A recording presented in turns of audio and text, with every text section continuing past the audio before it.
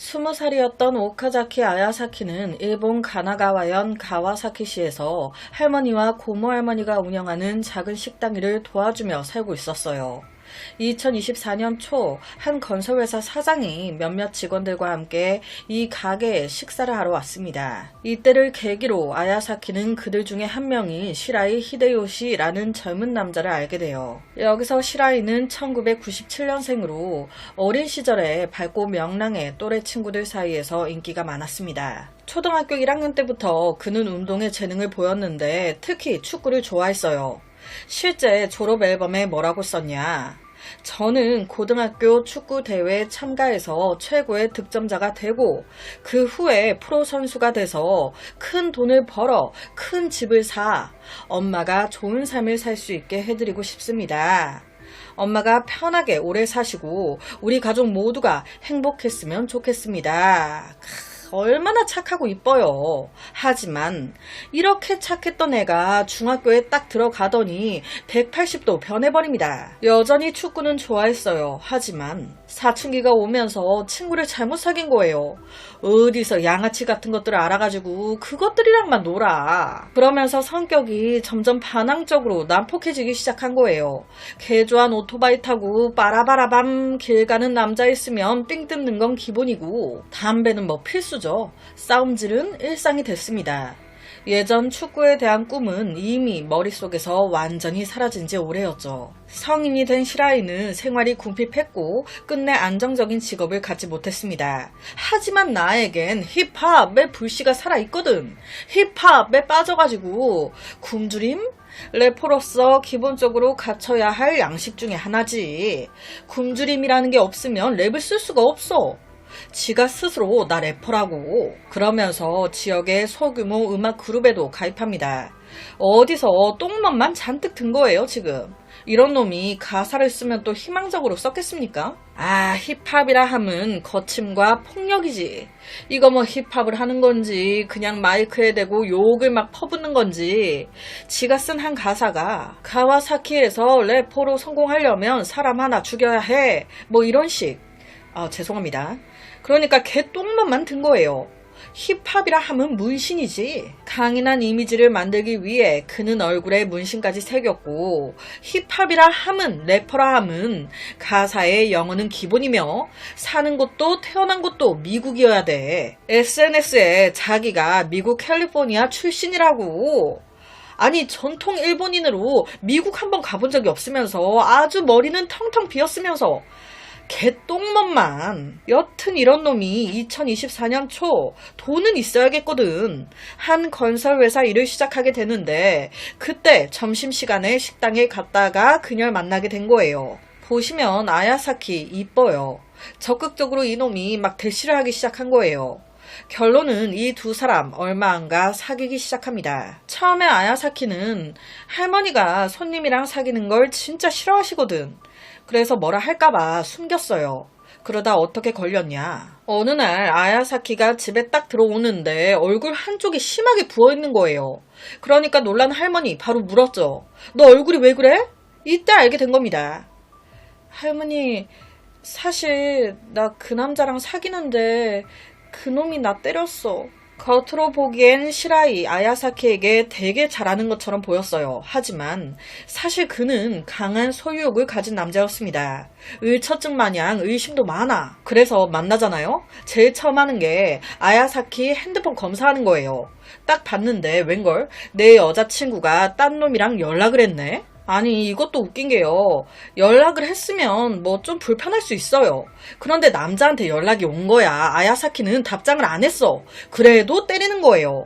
남자한테 연락을 네가 오게끔 한 거 아니냐. 네가 어떻게 행동했길래 이놈이 너한테 연락을 하냐. 아야사키가 답장을 안 해도 뭐 진짜 바람 펴서 연락하다 걸린 거면 솔직히 할 말이 없죠. 그런데 그런 게 아니었어요. 자기 기준에 그냥 거슬리는 게 있으면 그냥 바로 때리는 거예요. 여기서 더 무서운 건 둘이 이놈 집에서 데이트하다가 싸웠어요. 그러니까 또 때렸어.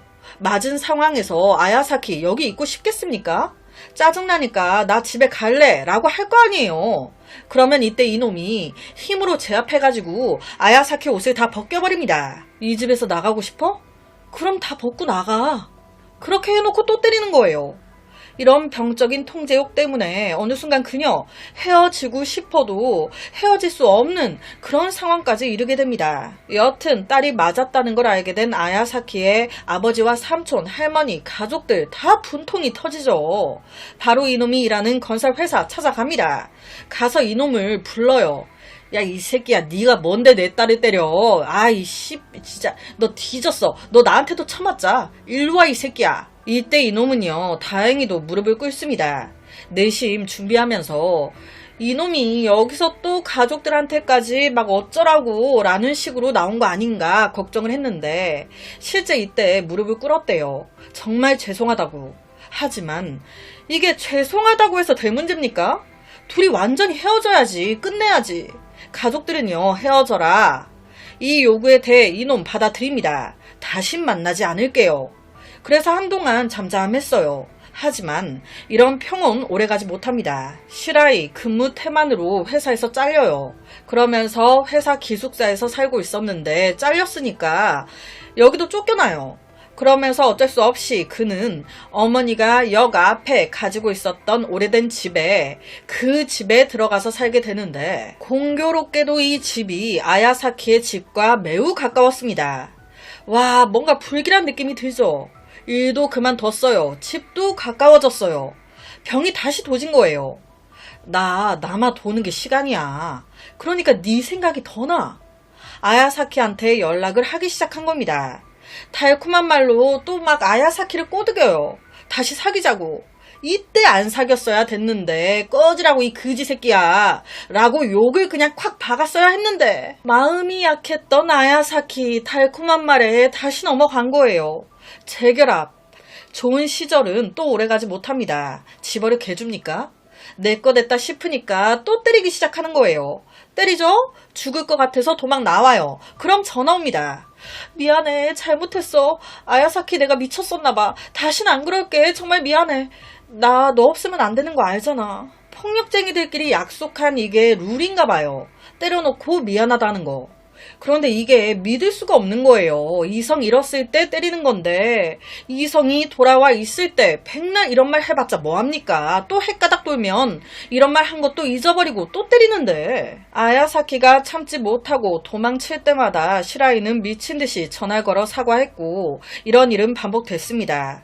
여기서 이런 생각하실 거예요. 경찰에 신고를 하지. 그런데 솔직히 다들 아시잖아요. 경찰에 신고해 봤자라는 거. 2024년 6월 13일 아야사키는 처음으로 경찰에 신고 전화를 했습니다. 지금 남자친구와 싸웠는데 싸우는 과정에서 절 때렸어요. 제가 헤어지자고 했더니 제 옷을 다 벗기고 그 상태에서 또 때리고 지금 아예 제가 집에 못 가게끔 감금시켜놓고 있습니다. 지금 몰래 전화한 거예요. 얼른 좀 와주세요. 바로 그의 집으로 경찰이 출동했죠. 감금되어 있던 그녀를 즉시 집으로 돌려보냈습니다. 그리고 후에 경찰서에서 먼저 아야사키한테 연락해서 사후 조사를 진행했어요. 이때 아야사키 이렇게 말합니다. 그때 그 사건이 있고 둘이 헤어졌다. 시라이가 사흘 전에 내 개인 물품들도 다 돌려주고 갔다. 그러니까 깨끗하게 해결이 됐다는 거잖아요. 그러니까 이때 경찰 대수롭지 않게 아 그래요 알겠습니다 하고 끝냅니다. 하지만 겉보기엔 이미 진정된 듯 했던 이 분쟁은 불과 몇 달 만에 훨씬 더 심각한 폭력 사건으로 번집니다. 9월 20일 아야사키의 아버지가 경찰에 전화를 한 거예요. 내 딸이 전날 전 남자친구 시라이에게 폭행을 당했고 심지어 칼로 위협까지 받았다고. 하지만 무슨 이유에선지 이 신고하고 얼마 안 돼서 아야사키가 갑자기 신고를 철회해요. 칼로 위협 당한 적 없다고, 괜찮다고, 아버지가 너무 걱정돼서 그렇게 신고한 것 같다고, 괜찮다고. 아니 왜 그런 걸까요? 이유는 하나밖에 더 있습니까?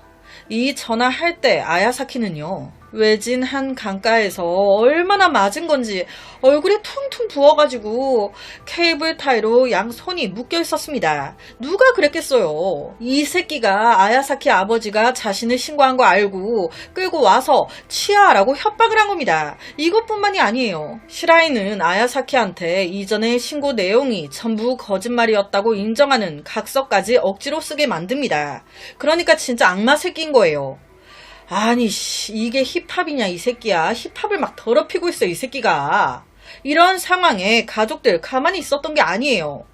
아빠는 여러 번 신고하고 이놈을 직접 만나서 뭐라 하고, 할머니는 또 손녀가 이렇게 있으니까 안타까워서 시라이와 공원에서 만나는 것을 어떻게든 막으려고 나서기도 했고, 그의 집착을 할머니가 대놓고 만나가지고 엄하게 꾸짖기도 했습니다. 그런데 그때마다 시라이 어른들한테는 그냥 빈말로 헤어졌다고, 미안하다고, 다신 안 만나겠다고, 정말 죄송하다고 이렇게 늘 말은 했지만 뒤돌아서서는 전혀. 가족들이 아야사키와 못 만나게 하죠? 그러면 제발 할 말이 있다면서 단 3분만이라도 단 둘이 이야기할 수 있게 해달라고 막 간청했습니다. 하지만 얼굴 꼴도 보기 싫죠. 날 때리던 그 순간의 눈빛을 잊을 수 있겠습니까? 때리면서 욕은 안 했겠어요? 어떻게 다시 사랑이 되겠습니까? 생각만 해도 혐오감이 들어 단 1초도 더 보고 싶지 않지. 그러니까 이놈 스토킹 짓거리를 하기 시작해요. 화면처럼 계속 아야사키 집 근처를 서성거리는 거예요. 더 소름 돋는 건 대낮에도 아야사키가 친구 만나 쇼핑하고 있을 때조차 따라다닌다는 겁니다. 오히려 이때는 과감하게 앞에 딱 다가와요. 야, 따라와 하면서 친구랑 있는데 아야사키 손을 잡고 끌고 가려고. 그러니까 친구 놀래죠. 뭐 하는 거예요 지금? 이런 적이 한두 번이 아니었다고. 이러니 혼자 슈퍼라도 갈 수 있었겠습니까? 여기서 중요한 건요. 2024년 12월 9일부터 20일까지 그녀 총 9번이나 경찰에 신고 전화를 걸었었다는 겁니다. 자신이 시라이에게 스토킹을 당하고 있으며 심지어 내 자전거까지 이놈이 훔쳐갔다고. 내가 지금 무서워서 앞에도 못 나가겠다고. 그러니까 시라이를 좀 체포해달라고. 이에 경찰이 한 행동은 바로 체포 들어가지 않고요. 경찰 이놈 집에 찾아가요. 당신 아야사키를 쫓아다닌다면서요. 그러지 마요. 혼나. 끝. 구두 경고만. 와, 이런 상황에 이놈 입장에서는 화가 나는 거예요. 아야사키, 네가 감히 나를 신고해? 그래, 해보자는 거지. 더 분노를 부추기는 꼴이 된 겁니다. 12월 20일 아야사키는 또다시 경찰에 신고 전화를 했습니다. 하지만 이때 돌아온 답변은 아, 그러세요? 그런데 지금 담당자분이 자리에 없으셔서요. 나중에 다시 전화 주세요. 끝. 와, 이게 뭡니까? 지금 이 남자가 나를 죽이겠다고 한다. 나를 계속 협박한다. 나 너무 무섭다. 나를 도와달라. 라고 전화했는데 죄송해요. 지금 담당자분이 자리에 없으셔서요. 나중에 전화 주세요. 뚝. 지 새끼여도 이렇게 받았을 거냐고. 이 전화를 한 바로 그날 그녀는 할머니에게 잠깐 나갔다 오겠다는 메시지를 남겼고 그 이후 다시는 돌아오지 않았습니다. 다음 날이 됐어요. 손녀가 아직도 집에 안 들어왔네. 전적이 있잖아요. 걱정 안 되겠습니까? 바로 아야사키에게 문자를 보냅니다. 너 어디야? 왜 안 들어왔어? 무슨 일이 있는 거 아니지? 다행히도 이때 답장이 와요. 할머니 걱정하지 마세요. 저 친구 집에서 잤어요. 좀 더 놀다가 들어갈게요. 그런데요. 이 사람 촉이라는 게 무시를 못해요. 이때 뭔가 할머니 이상함을 느낀 겁니다. 바로 아야사키와 친했던 친구들한테 전화를 합니다. 혹시 지금 아야사키와 함께 있니? 아니요. 왜요? 아야사키 어제도 오늘도 안 만났는데. 와, 이게 지금 무슨 상황입니까? 놀래서 바로 아야사키의 핸드폰으로 전화를 걸었어요. 전화 안 받아.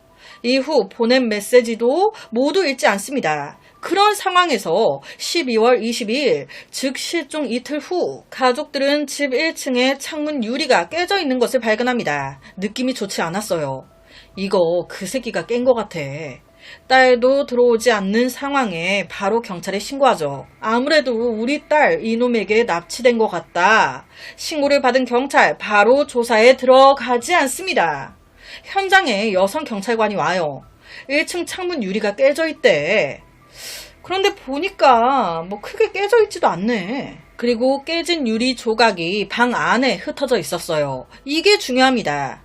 유리 조각이 방 안에 흩어져 있었는데 이때 경찰 안에서 밖으로 깬 것 같은데 외부에서 깬 게 아닌 것 같아. 아니 여러분 이게 말이 안 되는 거예요. 안에서 밖으로 깼으면 유리 조각이 밖에 있어야죠. 그렇잖아요. 밖에서 안으로 깼으니까 조각이 안에 있지. 가족들이 이 부분을 얘기했어요. 그런데 추가도 지 말이 맞대. 방 안에서 밖으로 깬 거래. 그러니까 지문 같은 거 채취할 필요도 없고 추가 조사할 필요도 없대. 그냥 갑니다. 아무것도 안 하고 그냥 가요. 아니 이 무슨 기가 막힌 상황입니까? 하도 가족들이 항의하니까 나중에 뭐라 하냐. 아유 그래요. 외부에서 깨진 거일 수도 있죠. 그래도 내부에서 깨졌다는 가능성도 배제할 수 없는 거 아닙니까? 실제 깨진 창문 이제 밖에 외부 이제 창문 아래에 벽돌 2장이 가지런히 쌓여 있었고 그 위에는 선명한 발자국 하나가 남아 있었습니다. 창틀에도 희미한 손자국이 하나 남아 있었어요.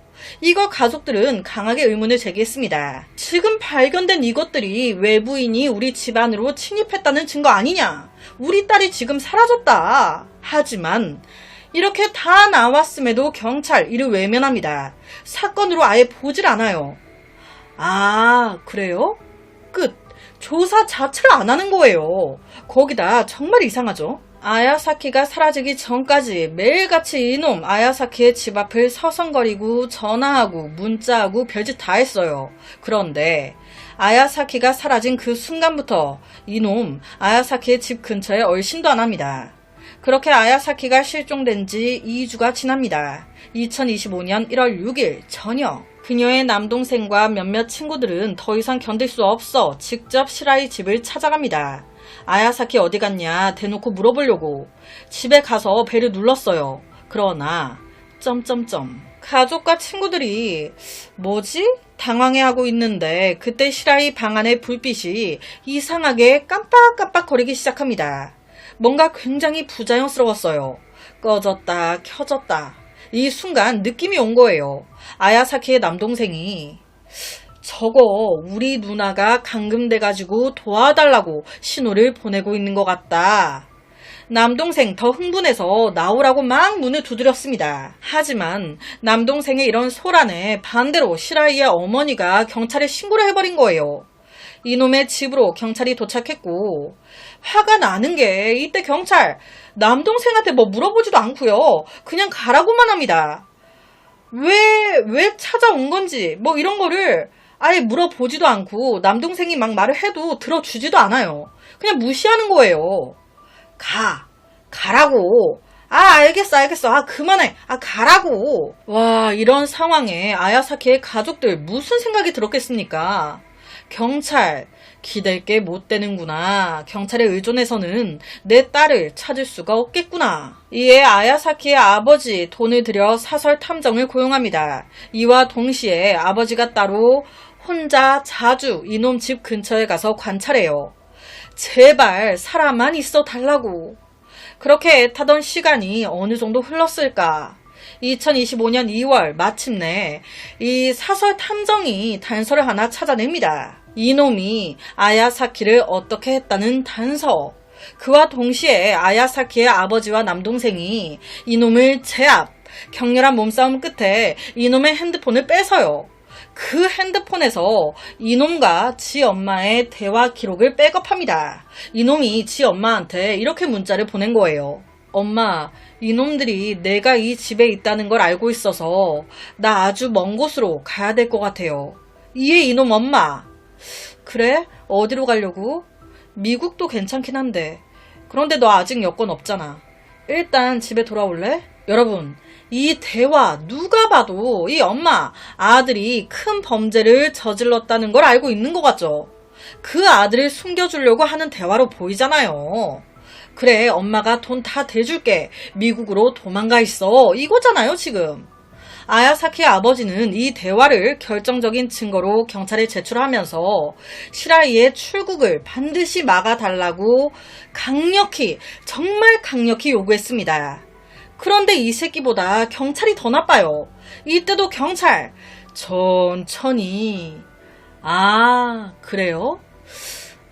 그런데 출국이나 입국을 막 마음대로 그냥 막을 순 없는 거거든요. 뭐 여튼 알겠습니다. 아니 뭐 하자는 거야? 이런 상황에서 또 탐정이 알아냅니다. 아야사키의 분실됐던 자전거가 2025년 4월 10일 시라이의 집 근처에서 발견된 거예요. 더 의심스러운 건 자전거 바구니에 아야사키의 지갑이 들어있었고 그 지갑 안에 이 자전거의 열쇠가 들어있었다는 겁니다. 아버지의 거듭된 끈질긴 요구 끝에 드디어 경찰. 아유, 알겠어요, 알겠어. 해줄게요. 발견된 자전거에 지문을 채취합니다. 아야사키의 아버지가 계속 요구하니까 거의 뭐 등 떠밀려서 해준 거예요. 그 결과 그 자전거에서 이놈의 지문이 나옵니다. 이런 상황에서도 경찰의 행동은 무디기 짝이 없어요. 이놈 결국에 미국으로 도망갑니다. 아니 이거는 도망가게 해준 거 아니에요. 출국 막아달라고 한참 전부터 그렇게 얘기를 했는데. 경찰이요? 우물쭈물 하다가 아야사키가 실종된 지 5개월 지나가지고 그때서야 제대로 된 수사를 시작합니다. 와, 씨. 이때 이놈의 엄마 아빠는요. 아들과 연락 안 된 지 꽤 됐어요. 저희도 어디 있는지 몰라요. 경찰은요. 이때 처음으로 스토킹 규제법 위반 혐의로 시라이의 집을 수색합니다. 이 수색이 아야사키 실종 사건의 중대한 전환점이 됐어요. 시라이 집 바닥 아래에 작은 공간에서 큰 가방 하나가 나오는데 거기에 이미 백골화된 아야사키의 시신이. 시신에는 불에 타는 적도 있었습니다. 사망한 지는 당연히 한 달이 넘은 상태. 와, 이거는 범인에게도 화가 나지만 경찰에게도 너무너무 화가 나요. 시신이 나왔어요. 범인 잡아야 되는데 느긋하게 하는 바람에 미국으로 도망가 버렸어. 이거 어떻게 찾을 건데. 맨 처음 한 번이라도 이놈 집 안을 수색해 줬으면 아야사키 살 수도 있었을 것 같아. 남동생이 찾아갔을 때 희미하게 집 불빛이 반짝였잖아요. 아무리 생각해도 그때 살아있었던 것 같아. 시신이 발견되고 바로 다음날 약 50명의 아야사키의 친척, 친구 그리고 기타 관련 인사들이 경찰서 앞에 모였습니다. 그들은 피켓을 들고 경찰의 직무유기로 인해 사건이 발생했다면서 분노에 찬 구호를 외쳤어요. 이들은 스토킹 사건을 담당했던 경찰관과 직접 대화할 것을 강력히 요구하면서 경찰의 무책임한 태도에 대한 강한 불만을 표출했습니다. 이 사건에서 많은 사람들이 가장 분노한 지점은 경찰이 비극을 막을 수 있는 여러 차례의 기회가 있었음에도 불구하고 피해자의 도움 요청을 단순한 연애 문제로 치부, 마땅히 취해야 할 조치와 관심을 보이지 않았다는 겁니다. 정말 다행히도요. 2025년 5월 3일 미국으로 도피했던 시라이, 일본으로 돌아옵니다. 공항에서 바로 체포돼요. 2025년 5월에 체포됐어요. 고로 현재까지 이 사건 수사 중입니다. 재판이 아직 진행되지 않았어요. 현재 경찰, 그가 살인죄에 해당하는지 여부를 조사 중이라고 하는데 우리나라도 경찰의 이런 답답한 행동에 살 수 있었던 피해자가 안타깝게 살해당한 사건들이 종종 있습니다. 준비하면서도 너무 답답하고 화도 나고 마음도 아프더라고요. 이별살인, 데이트 폭행 이런 게 나날이 심해지고 있습니다. 관련 법도 좀 더 세게 바뀌었으면 좋겠어요. 우리나라든 해외든 이런 사건은 더 이상 발생하지 않았으면 좋겠습니다. 오늘 제가 준비한 사건은 여기까지입니다. 어떻게 들으셨나요? 매일 저녁 10시 25분 모미지 업로드, 구독과 좋아요, 그리고 새로운 영상이 업로드 될 때마다 띠링띠링 알려주는 알람 설정까지 한 번씩 부탁드립니다. 내일 저녁 또 다른 사건으로 찾아뵙겠습니다. 내일 봬용.